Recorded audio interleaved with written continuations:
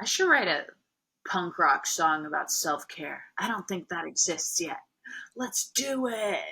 And honestly, that song was born from playfulness. I believe so much that musicians take music way too seriously, and I that's part of what makes my show so fun for non-musicians, because I care about connecting with the people, not necessarily the musician.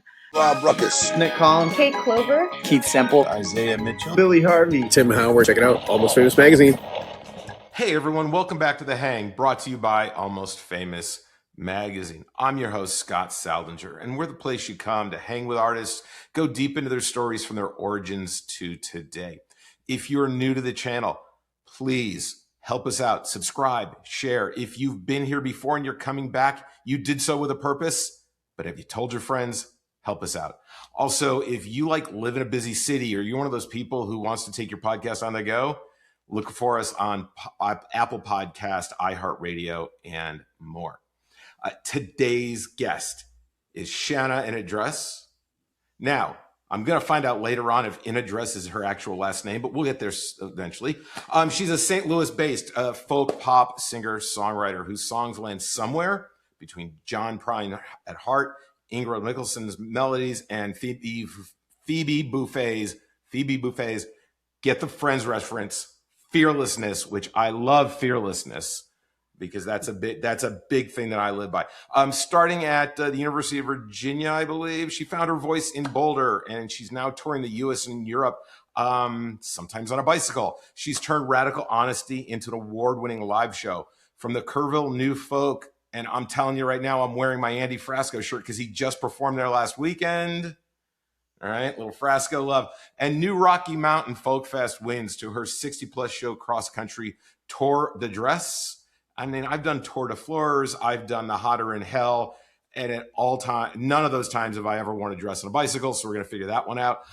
With her crowd-funded debut, Robot, a YouTube channel you just have to check out, and a gift for making people laugh, cry, and feel seen all in the same song.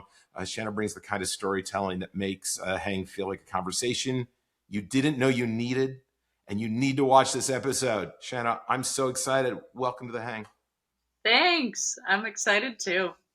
This is going to be fun. Now, I start all of these in one very specific place. I want to know your origin story. How did your relationship with music begin? And did you find music, or did music find you and bring us to today?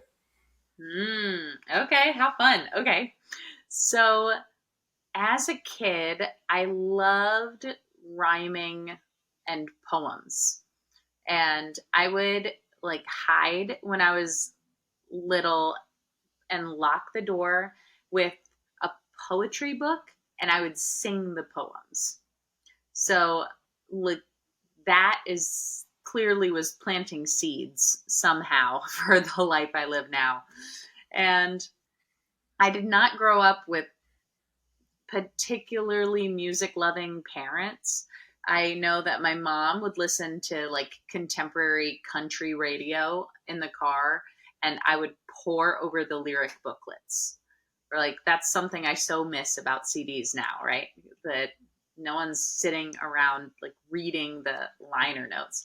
And I remember there was some country song that I just thought, he's singing about the mundanity of life. He's singing about a stack of bills and stuff. And something about that was really, really intriguing. But I loved, the Dixie Chicks and Shadazy and all of those, Martina McBride, country artists that she was listening to. Not that I am country at all, but, when I trace it back to how did music enter my world? Then in high school, I was just a NSYNC, Britney Spears, Backstreet Boys loving girly, making up dances in the basement with my friends. And I think I secretly wanted to be a singer, but it was never my thing. I was a band kid. a band kid and convinced that she had a terrible singing voice. Every musical I tried out for in school, they put me in the ensemble, and all the leads went to like the choir girls, right? And when I went to college at UVA, that's when I had long craved playing guitar. And it ended up being like the best way to procrastinate my studies. So I learned guitar out of a method book, like just like learning chord progressions. And every new chord progression I wrote a song. So I remember I had a song about Chipotle. I had a song about wondering why boys don't like me. I had a song like about like feeling left out in a friendship. Like there was nothing off limits, and there was nothing like half of them were really silly, but they were everything. And the I think the funnest part about how I came to music was, you mentioned fearlessness is a thing that you care a lot about, right? Me too. And I like to do something bold and scary. And I think the normal way that people enter a performing lifestyle is they write a song and they go to an open mic, and like they tiptoe toward allowing themselves to be seen in scarier and scarier ways. Well, not me. I saw an Ingrid Michaelson show, and she was so fun and funny and engaging in between songs on her set that I was like, oh, this is what a show can be like. I want to put on a show. So I pitched the idea to my band director, my college band director. He was like, I bet we could give you the auditorium for the night. So the college auditorium, where like the symphony rehearses and performs, like was where I gave my first show. I skipped the open mics. I sent everyone I knew an email. I was convinced I was going to make it a surprise. And I said, I've been working on something in my bedroom for the last like 2.5 years, and it's time to share it. I'm not going to tell you what's going to happen, but if you're my friend, you got to come. And I pretty much blackmailed them into coming. I said, you got to bring a pencil and um, and arrive at Old Cabell Hall at 6:52 p.m. and be available for 73 minutes. Like I made it super weird. Um, Printed up all these programs, made a fake bio that made me sound much more important than I was, passed it out. I was a French horn player, so I had my French horn sitting on a chair in the middle of the stage. So as all these people were filing in, they would think, oh, she wants to play French horn for us. That makes sense. She's in band. And then I just 180 and was like, nah, you're not here to listen to me play French horn. And thus began the show that literally changed my life, Scott, because it was so vulnerable and open-hearted and fun and funny, and connecting in between songs just came so naturally to me that I was bitten by the bug, and I could never go back. What a way to launch a career like out of a cannon. Yeah. I mean, serious. And look, what would have been the worst outcome had it not been successful? You'd still be here. But Yeah. so many people won't take a risk or try something because of the multitude of different outcomes there could be, Right. as opposed to just saying, hey, you know what? I hope there's water in the deep end of the pool. I'm going in head first. So I think that's awesome. That's what every day as a touring musician is like. Hope there's water in the deep end of the pool. I'm going to trust it. Well, I mean, so you grew up without like that typical music household, and you were just kind of observing, right? What was it that you decided, okay, I've been waiting to learn guitar. and just do it. I mean, were you playing French horn before you went off to college? I mean, did you have a grasp of music already? Were you looking to do something that wasn't so brassy? As a former trumpet player, I can say that. Well, you're always a trumpet player, I guess. You're always a brass player, band geek. But I mean, what happened inside of you that I'm like, I just want to transfer these skills because I want to do something more with them? What a great question. I feel like, so yes, I was playing French horn as a kid. I did the classic like kid piano lessons too. So I had a nice foundation under me, but clearly, and I wouldn't have known the words to put to this, but clearly I had something to say because the songs have always led the way and music has just been there to support the songs and the stories and the lyrics. And it seems like I've never run out of things to say and ideas for more things to say. Well, you certainly have a creative mind and an observational mind, because I was going through your YouTube channel, which everybody watching needs to go to. There'll be a link down below, of course. But like the titles alone, I'm like, oh my God, I got to know where the hell this came from.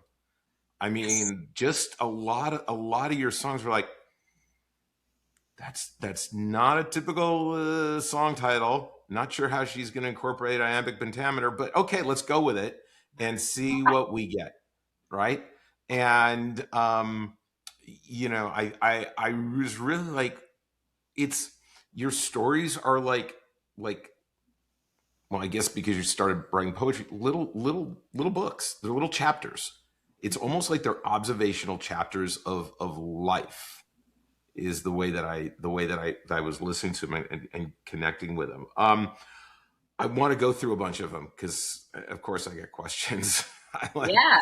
okay, where did this come from? Where did that come? I always love the origin of a song, right? I mean, I and like, love talking about that. I mean, you have a video punk rock song about self-care, but we do a lot of stuff with punk rock here. We've covered punk rock bowling, and we get a lot of punk bands. It's three chords and a dream.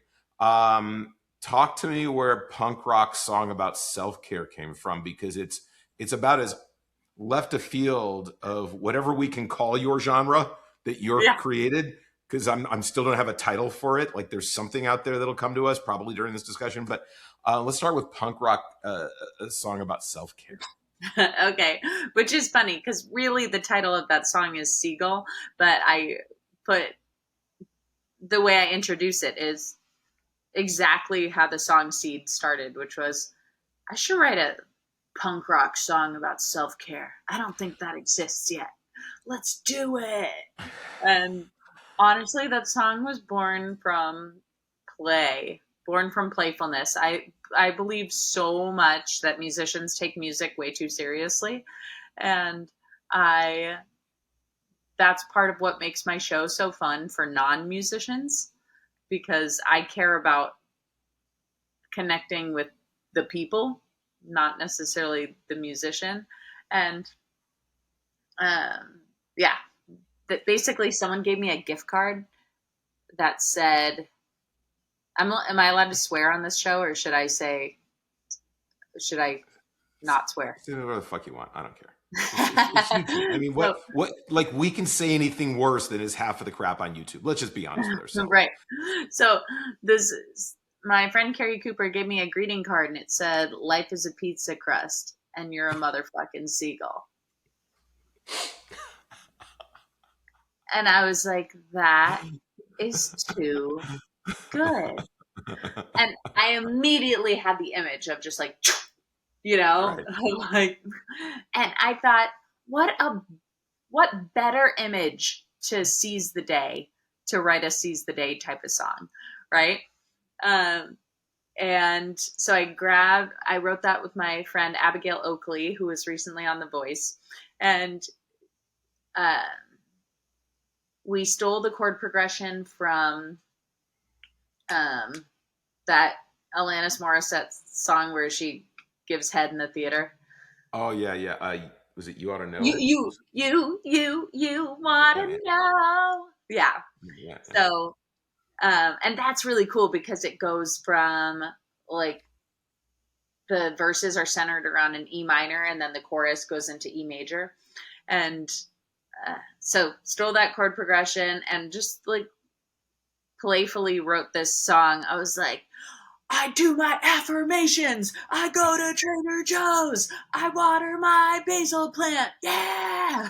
and like, and she had no interest in like ever singing the song again. I think she thought it was just like a fun exercise. So I was like, I'm going to perform this. I'm going to perform this at all my shows. And so now I have all this merch around it and I do it. I play it last at my show. So if I played it first, people would be like, what the hell show did I just come to? But it's just it's I think you hysterical. got to build up to that one. I think you got to build up to that one. You got to baby them a little bit and like, water them, let them grow a little bit, right? Maybe get a little moss, and then you go in for like, stereophonic blast and rattle their brains. I think that's great. I mean, again, I do a lot in punk rock, but I don't think I've ever come across a punk rock song that has anything to do with self-care. Caring about others, yes. Taking on the man, absolutely. But when it comes to self-care, everyone in punk preaches it, but and it's part of the ethos, but I don't know of a single song. So you may be honest, maybe there's an entire punk rock album out there for you in your future, Maybe I'm of already punk rock coming up. observations. As you're talking, I'm coming up with more lyrics. It's like, I go to bed early and I don't do drugs. Yeah. I can see you playing Fremont Street at like one of the punk rock bars for sure. I think you know what, we're gonna make this happen. Thank you. That's hot. Mm. Very deceptive on the title. And then when you get into it, you're like, wow, she's going there. That's Hot is my song about how to turn on a woman. It should be on all of your sexy time playlists because, particularly if you're a heterosexual woman, because there's just nothing sexier than a man who takes out the trash and answers your texts in a convenient amount of time and like yeah there's a saucy little line there toward the bridge. Yeah. So nothing hotter than a man who takes out the trash. So are you more of like an acts of service kind of? Is that one of your love languages? Definitely acts of service and words of affirmation, which I classically think most men are really terrible at, so I'm trying to learn how to source that from my female friends.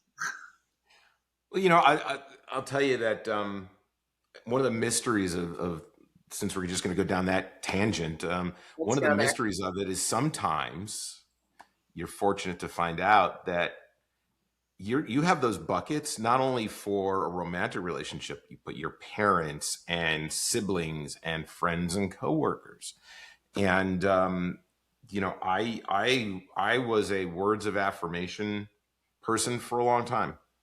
Hmm. And then on one very fateful day, was my father, my uncle, my grandfather, and there's a conversation going on.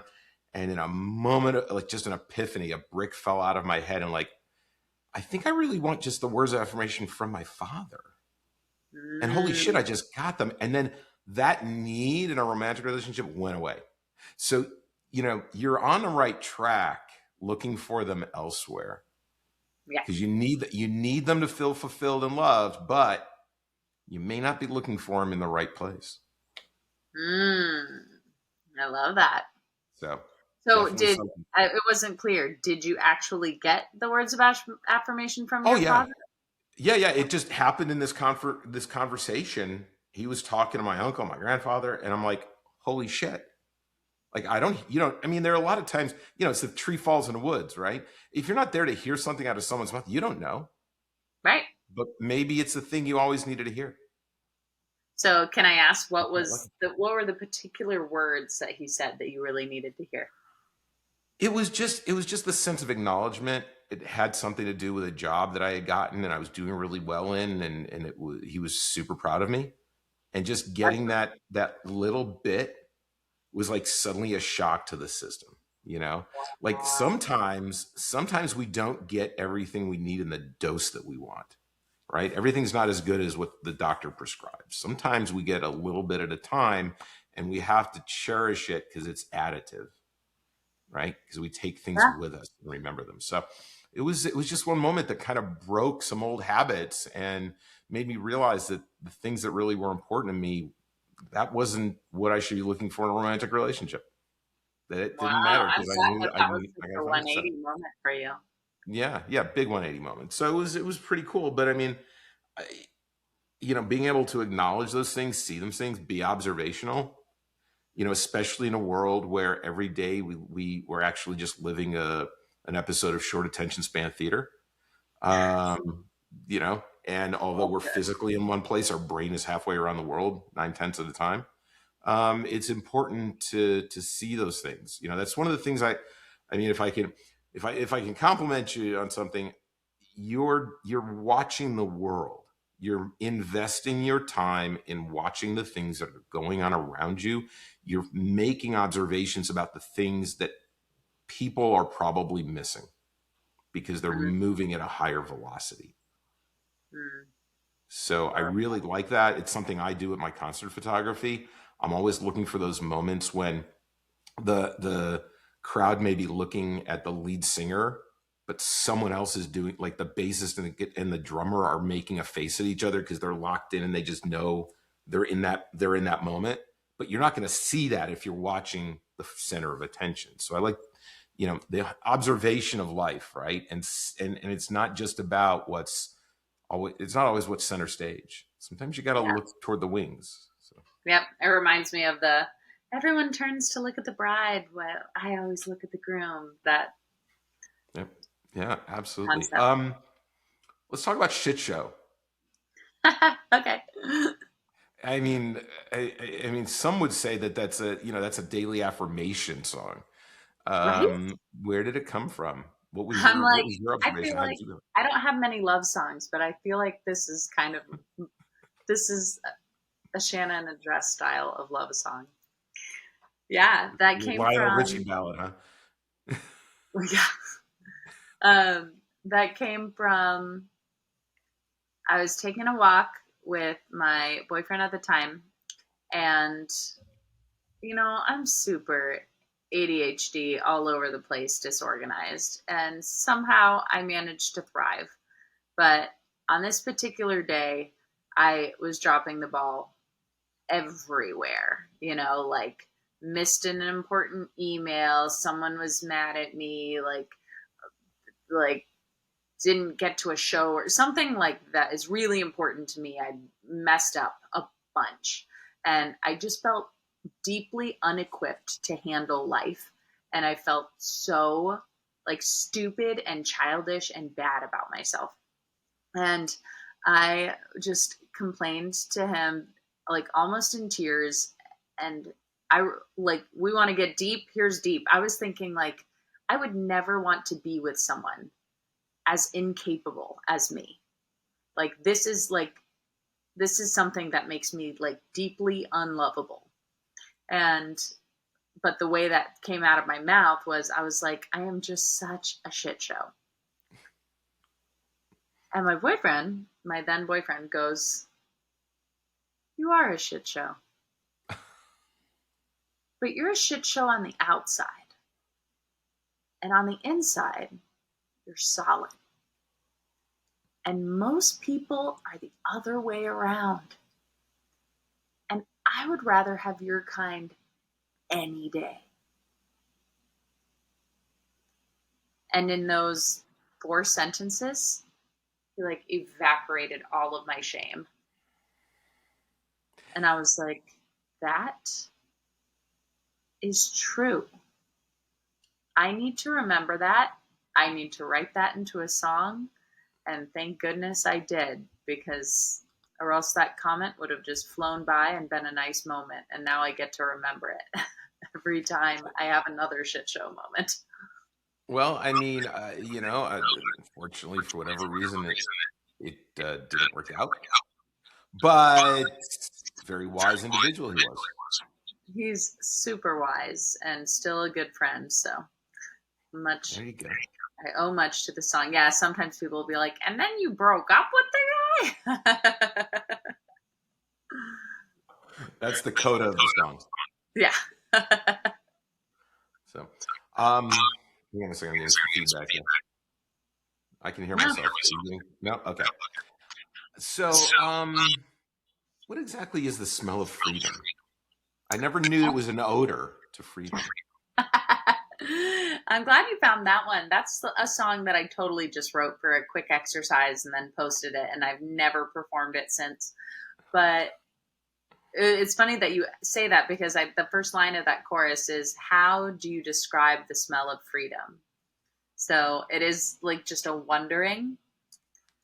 But I think that is a part of the game of songwriting is like, let's put unusual concepts and words together and see how to describe them. Like what does jealousy feel like? What does jealousy look like? What does inadequacy smell like? It's this creative metaphor dance in your brain of like, how do I describe something? Well, I mean, it's like, how do you there's no odor of an emotion or a thought, but the smell of freedom, the whole idea, and the reason it caught me was just, we live in turbulent times, without going down a rabbit hole about politics and society. But I never thought maybe that freedom would have an odor. But I do think that if it did have an odor, it would be branded with the current resident of the White House and copyright and probably takedown requests from people who thought that they had the idea first. So, all right, last one. Before you say the other one, I was thinking, it's just not in our vernacular, because if I had said like, I could practically taste the freedom, you wouldn't wonder about that. You'd be like, yeah, we talk about tasting things that are untastable all the time. But smell is like, oh, I could practically smell the freedom is a little more intriguing. It certainly is. It certainly is. I watched this and I'm like, because I used to work in media, and I used to sell airtime commercials and TV shows and stuff like that. So I had to find out. Oh, I was in sales. I wasn't on camera, but during that period. But I know that I made Oprah a lot of money. So why, when, and how when Oprah goes commando? Because the best I could imagine is when she's going, you get a car and you get a car and you get a car. The next thing you know, she brings out an automatic weapon.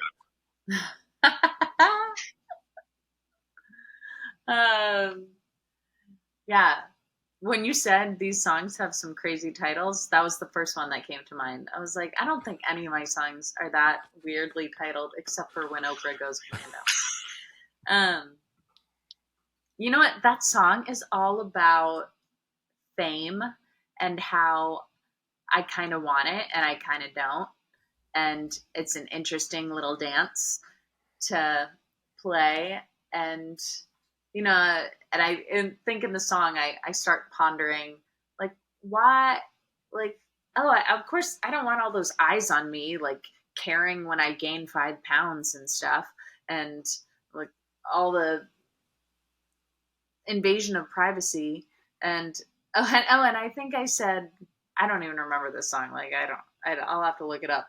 But like, I love not wearing underwear. And I was like, if I was famous, I would have to wear underwear all the time. And then I was like, but then it's not a guarantee, because I think like when Oprah goes commando, like it's fine. And no one like tries to like upskirt Oprah. It's just like, she's Oprah. We got to respect this. Like, so I was like, so there's a kind of famous where you get the respect, and then there's a kind of famous where you don't. And if your last name is Kardashian, does it even matter? No. Have you in your extensive touring, because you definitely have tons of dates this year around the country, and we'll get into the bicycle thing in a little bit here, but when you set a goal for yourself and you decided years ago, I'm going to learn how to play guitar so I can put on, so I can get out of French horn and then put on something put on a performance I never put on before. During that, from then till now, have you had a singular moment that you can isolate and remember going, aha, I got to where I wanted to go, and this is exactly where I want to be?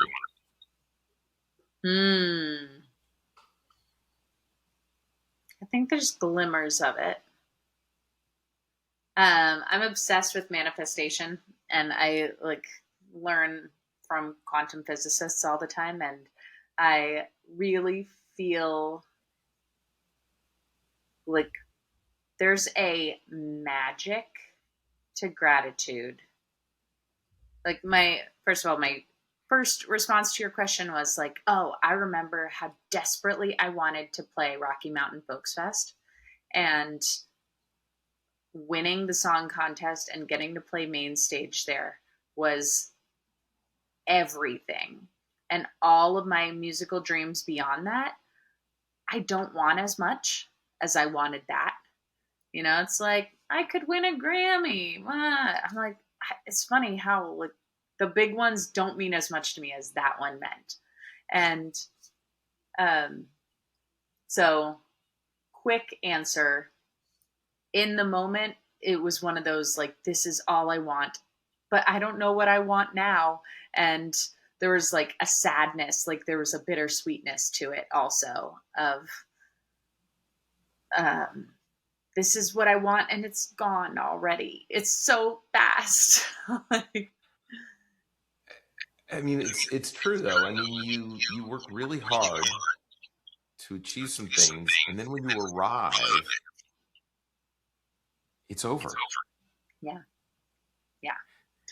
So I really feel like the antidote to it is just really learning gratitude, to a cellular level. There is so many different levels of oh, I'm grateful for this, to getting to the level of I feel in my bones that there is nowhere I would rather be than this exact moment. And that feels like bliss. And I've been able to feel that a lot. Do you feel that by changing that perspective, you're not necessarily chasing anything? Yeah. I mean, it's all of this game about learning to enjoy the process and detaching from the outcome. Yeah, I think we get a little too focused sometimes on just the outcomes. Yeah. You got to enjoy that the ride, which getting to the ride. So you rode your bicycle from the West Coast to the East Coast. Yeah. Who, what, when, where, and why, and how? I mean, there are things that you don't just wake up in the morning while you're in the shower and go, I'm going to go do this, right? and I'm a long distance cyclist, right? I'm good for 150 miles or maybe that's impressive. Days. But coast to coast, and then performing along the way in a dress. I mean, come on. In a dress. Wild. Well, I wear cycling shorts, so I can't even imagine. But tell me the whole story about that. Well, when I was in college, a few people, I was in this community service fraternity. It was co-ed.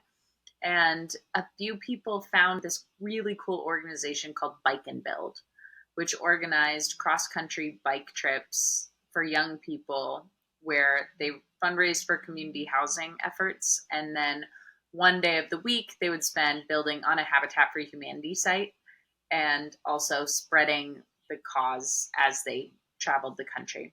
So I did that. I got really excited to do it, and I did it. And I mean, that was such a great lesson that really instilled in me the mind over matter game. I wasn't a cyclist. But I was like, I know I can do it because I decided that I can do it. And I don't think I complained for one moment. And it was like a learning of how to direct my mind into like, I can do this. I can do this no matter what. I can do this when it's hard. Like, biking is great because you don't have to go fast. Like, you just have to go forward. Exactly. Doesn't matter when you get it. Like I tell people when it comes to cycling, Yeah. I'm a completer, not a competer. Nice. I just want to get to where the finish line is. Doesn't matter if Right. I do it first, third, fifth, 100th. I just want to get there. Yeah, So exactly. I think So that's great. I knew I could do it because of that trip. And then fast forward, you know, 6 or 7 years or something. And I always had in the back of my mind, I want to do it again. And it would be really cool to do it while music touring, because who wants to be in a cement box all day long? Like, I want to be working my body. Like, heck yeah. Yeah. Yeah, no, absolutely. And it's interesting how but and this may or may not have happened to you, but I'm going to try and connect a couple of dots here. Because when I'm on a bicycle, Hmm. even if I'm going 16, 17, 18 miles an hour, the rest of the world's moving super slow. And I can see the cows as I'm going by, and I can hear them chewing, right? And then I can pass by an old rusted train, and I can see what's going on in the world at a different velocity than 60, 75 miles an hour. And it takes on a different meaning. For someone who's observational as yourself, what is that experience of being on the bike and watching the world as you go forward? Well, just listening to you describe it, I thought, Scott, that should be a song. Like, I could see the cows chewing. That's so beautiful. And honestly, the bike tour, or the music one, Tour de Dress, I was thinking a lot about a song I wanted to write. I was thinking about my roadie who drove my support vehicle, and how to navigate boundaries with him. Um, and I, yeah, I wouldn't even, and maybe I was thinking about the show and or survival and or just my next meal. So I don't know how much of the world I was really taking in, as much as like, what a great amount of extended time to be with my thoughts, you know? And life doesn't give us that. No, because time is the cruelest enemy we have. It So, no, I like that. can be. Um, I've befriended time. do tell. I think we learn to not have a scarcity relationship. We have to learn to not feel scarce around money, right? Because we're all programmed with the opposite. And, we learn how to be cooperative in our relationships instead of competitive. But somehow the programming around there's not enough time, there's not enough time in a day, like the idea that we need to hurry has been like a part of our conditioning all of our lives. And I think because of the spiritual books I've read and whatnot, I've consciously shifted to go, you know what? I have plenty of time. there is enough time. I don't freak out about being late somewhere. I don't need to hurry. I also kind of like the adrenaline of like crunching things too close together. But I've decided time works for me. And when you think about it that way, it's like, wow, just like what you said about biking, um, no matter what, like time is why I have been able to do anything great. So it's such a friend. It's such a gift. And do I forget all the time? Of course. But that's a conscious belief that I've cultivated. Like, you know what? There's enough time. There's enough time to do what you want. There's more, like, you're not even using your time that effectively. So to think that there's not enough is like the wrong question. It's how can I use my time more effectively? Because I'm sure wasting a ton. Oh, many people waste a lot of time. I think there's probably a song in there somewhere. Good I mean, idea. and I think that part of it comes down to, I mean, I pack my time with a lot of things because I have a lot I want to accomplish, right? Mhm. And no matter what, time marches on. True. If I can throw another cliche out here. But I hate cliches, and then they dawn on me while I'm in the middle of saying one. I'm like, stop, don't do that. But you know, I think by figuring out how you can make it best work for you as opposed to against you, are you Mhm. swimming upstream or with the stream? Yeah. Is the challenge, and it sounds like you've mastered your own. Um, Life is, for lack of another way of putting it, sliding doors, right? People come in, people come out. Sometimes they're here for a short time. Sometimes they're here for a long time. That might be a cliche as well. But there are some people who come in and out of your life and make such a lasting impression on you. Whether they gave you a piece of knowledge, an experience, they gave you a tool, and they may or may not be with you today, but they came in at one point and you decided to take that with you. Has there been one person who's had a monumental impact on you and your music and your thought process and your career, that you took what they gave you and every day it's incorporated into who you are, and sometimes you even deposit it on others? Hmm. Yeah. Yeah. My one of my best friends who lives out in Colorado, and I lived out there for 8 years.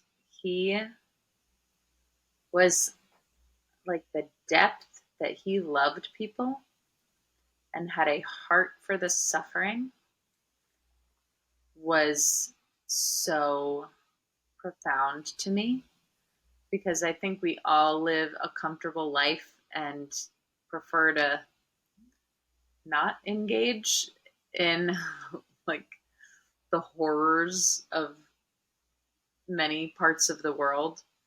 And he really shifted my perspective on just the power of empathy and what selflessness could really look like. Like, he built me a home studio in his home while he had a crippling autoimmune disorder and was in massive pain. But he wanted me to have that. And he was like, you need to be able to make your music. And there's something that always feels a little selfish to me about following a musical path because it's so fun and it fills me up so much, and other people are so good to me and kind to me on the road, um, in a way that's really imbalanced given like what the skill set is. It's like software developers don't get celebrated like this. They don't get clapped for every 4 minutes, but because I can play a guitar and sing a song, you treat me this nice? What? um, so it's just really, he really, really has deeply impacted how much deeper I can love people and like really see the world through what they're going through.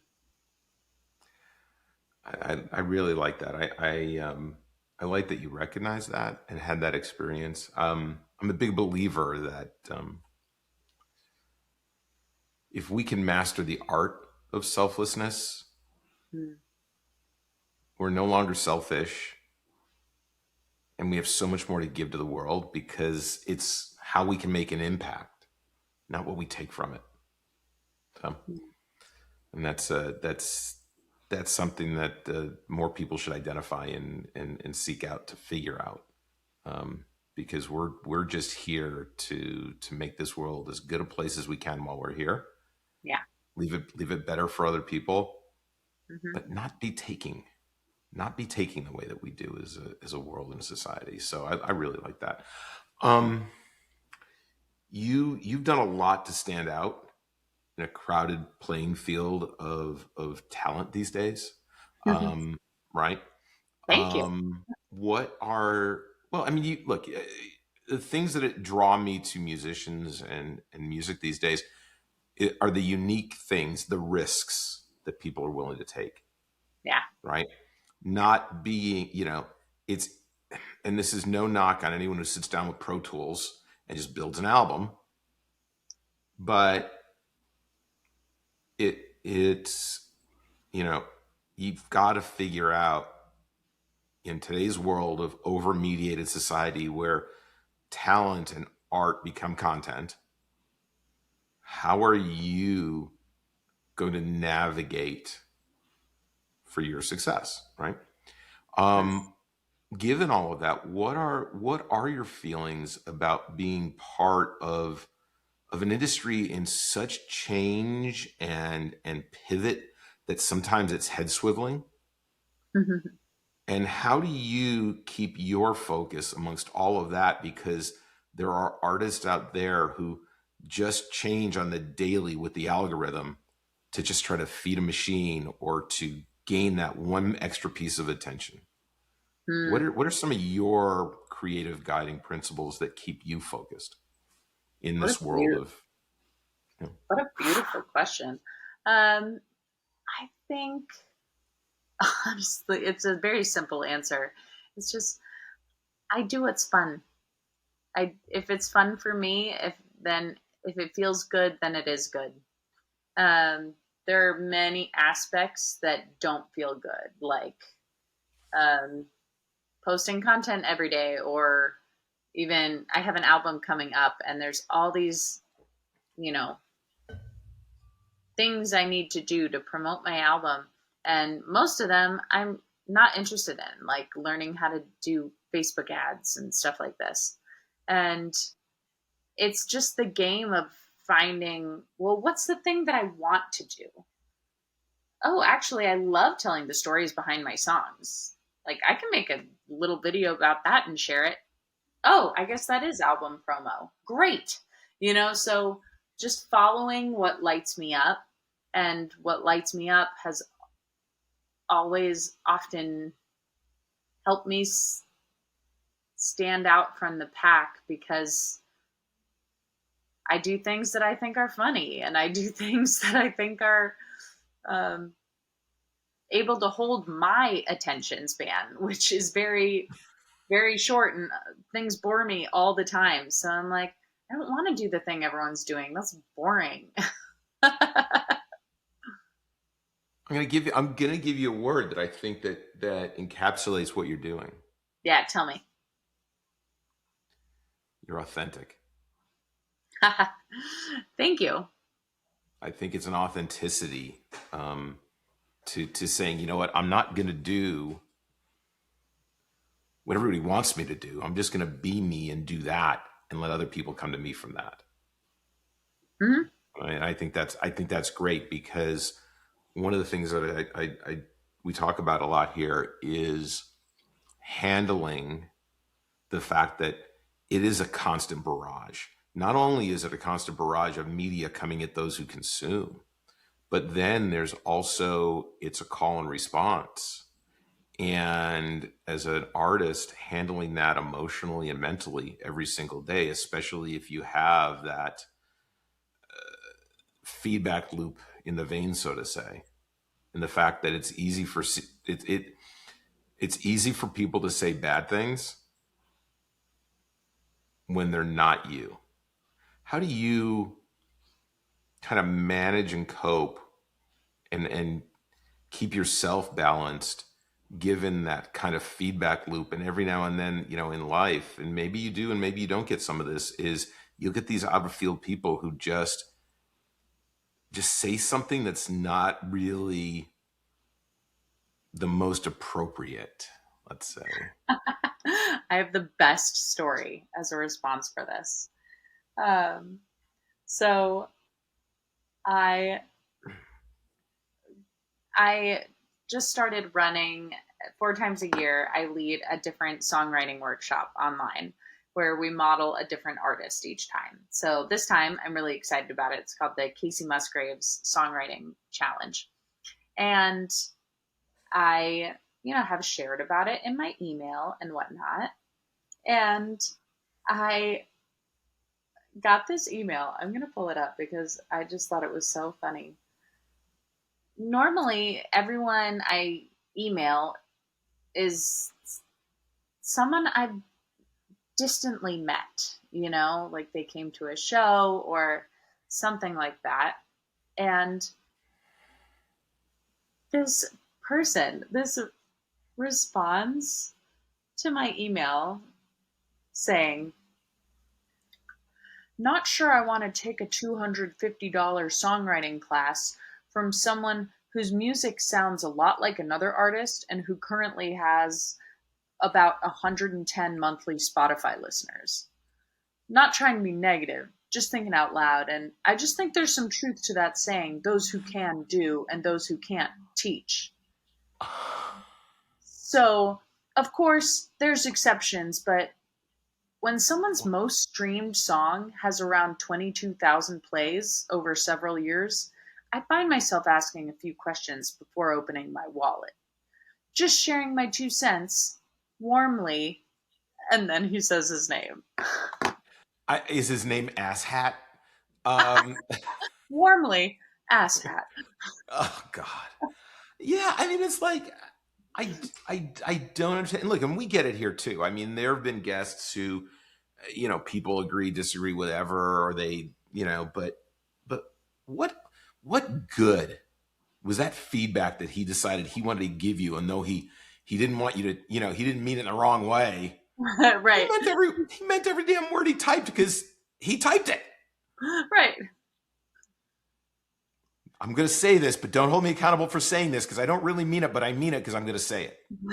Yeah. What the fuck is that? I mean, I just, yeah. So where do you, when you get things like that, and I'm gonna probably sense that correctly you send them to a place of humor, but how do you feel about, like, when, especially if you're having a day that's a shit show, right? Right. If you're how do you recenter yourself? Because every day is not sunshine and butterflies. Right. Definitely, that's true. And I have a really solid foundation and support system, like, around knowing who I am and knowing the gifts that I bring to the world. And like, he didn't hit me in a soft spot. I'm not like really embarrassed about my low Spotify numbers because I don't put money into that. And what's funny about it is, like, I put my time and effort into my songcraft. So like, for him to think that what he did is really funny, I'm like, no, I'm not spending my time marketing, actually. In the way that you think would validate my ability to create an experience that helps people. But yeah, if I was like depressed and down and then I got that, it would sting for sure. And how would I get myself centered? I would just share it with someone who loves me and be like, is any of that true? And they'd be like, no. And I'd say, I thought so. Thank you. But That's good. I've done personal development my whole life. So I have a lot of tools to make sure this thing uh, is working for me, not against me. I like to hear that. It's that work that we put into it that helps put a shield around us from crap like that. So, and some people don't put in the work to do that. Yeah. Doing that is as much effort as learning learning a musical instrument or writing a song. I mean, it's work. It is work for sure. Yeah. So you manifest things, and Yeah, I I'm do. curious because I love asking this question. I mean, I don't see a vision board behind you, but I could easily assume that you might have one or two around the house. I don't know for sure. Haven't been there. Or you have, what some may call a bucket list. I just call it my to-do list. But is there someone that you've not had a chance to work with before? Get into a studio, just be creative, learn something from one another, give each other the gift of creativity. Is there someone out there in the world that if we put it out there, because you never know who's watching, and you never know what you got to put it out there to make it real. Who might that person be that if you had a chance to get in a studio for a day and be creative with, and why them? Who's that person at the top on that list? Who should we manifest? I know instantly who I would choose. You probably never heard of this person. They're very obscure, very little known, but I am very excited to one day collaborate with Taylor Swift. Have you heard of her? I've heard a couple things. I mean, look, it's like, if she could just get a little more exposure. I know. I'll help her with And that. find a good man who's, reputable. Maybe if she got those two things, more people would know about her. It's like that little band that played, I mean, Green Day, what potential? I mean, they've got great potential now that they've, played the Super Bowl. Who would have known about them then? So Taylor Swift. Yeah. I've been asking this question for hundreds of episodes. I have made a ton of Taylor Swift jokes, and not one single person has ever said, I want to work with Taylor Swift. So you know what? Here's what we have to do. All of you watching, if you know Taylor Swift, maybe you know her fiance. Maybe she's hired you to do some work. Maybe you're on a road crew. Maybe, I don't know, maybe she uses your dog walking services. I don't know. Maybe you're connected to her somehow tangentially, you're like a third cousin. Here's your assignment. You need to connect Tay-Tay with Shanna In A Dress. Yep. We need to get that happening. We have to make that happen. Yeah, we're gonna write a song together. That's been my plan for a long time. She doesn't know it yet, but it's my plan. Yeah, but now it's going to be out there, so word may spread. It will. Word may spread, and Taylor, if you're watching, why haven't you come on as a guest before? I don't know, but maybe don't come on as a guest. Go get in a studio with Shanna In A Dress. That's more important than coming on this podcast.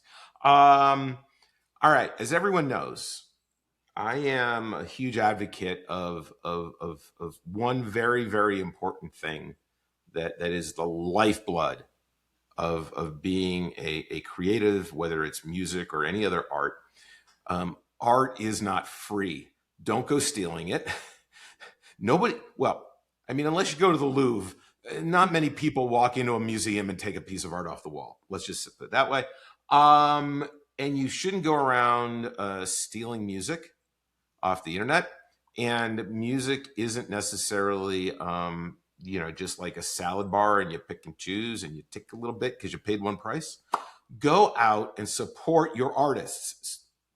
You need to support Shanna In A Dress. You think getting around the country like she does is cheap? I mean, there's probably a reason she was on a bicycle. Maybe she couldn't afford gas at the time. We don't know. But you need to go to the links below. You need to buy her music. purchase her music. She has a new album coming out, and here's my promise to you.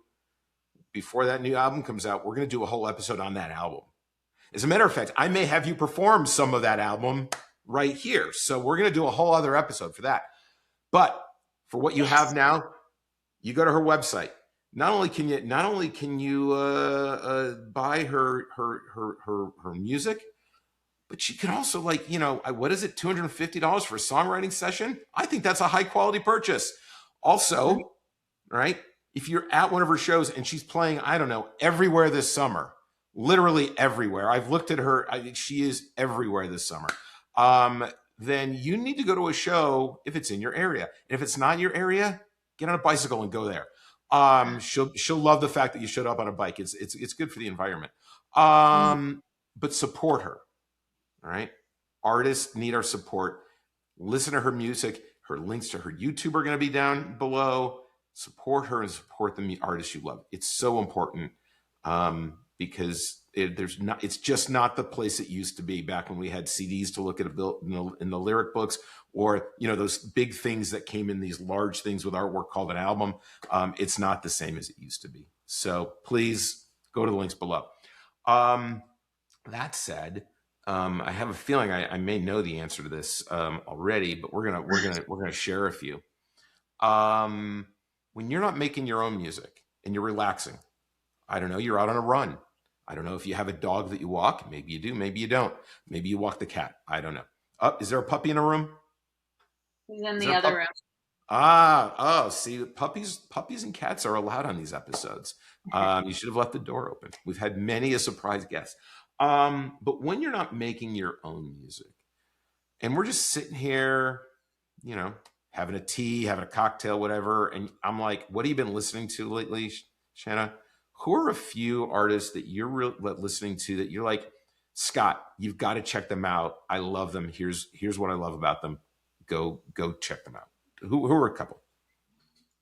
Well, right now I'm in the middle of the Casey Musgrave Songwriting Challenge. So she has a new album out.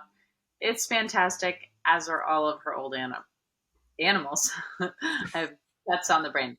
All of her old albums are incredible too.